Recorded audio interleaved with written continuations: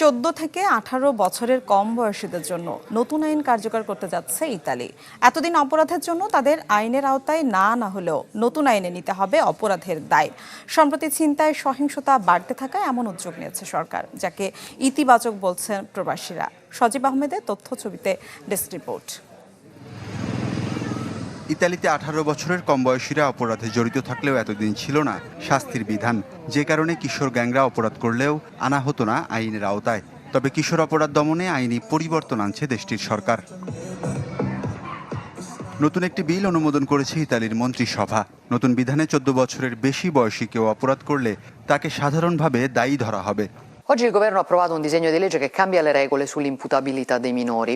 সরকারের দাবি, ছিনতাই ও সহিংসতা বেড়ে যাওয়ায় এই উদ্যোগ।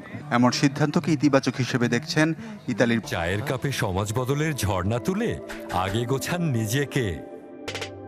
প্রিমিয়াম টাইটানিয়াম আলমিরা, গুছিয়ে ফেলুন জীবনটাকে। প্রবাসী বাংলাদেশিরা রোমসহ বিভিন্ন শহরে কিশোর গ্যাংয়ের তাণ্ডবে নানা সময়ে বিপাকে পড়তেন প্রবাসীরা। অপ্রাপ্ত বয়স্ক হওয়ায় নেওয়া হতো না ব্যবস্থা।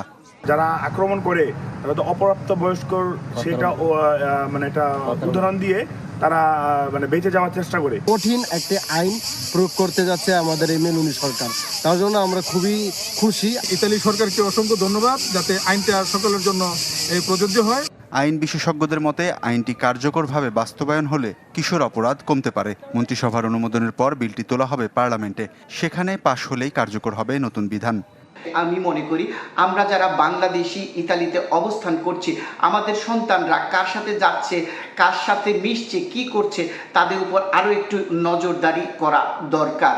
এদিকে আইন কার্যকরের পাশাপাশি শিক্ষা, পরিবার ও সামাজিক বৈষম্যের বিষয়েও সমান গুরুত্ব দেওয়ার দাবি তুলেছে বিরোধী দল ও শিশু অধিকার সংগঠনগুলো।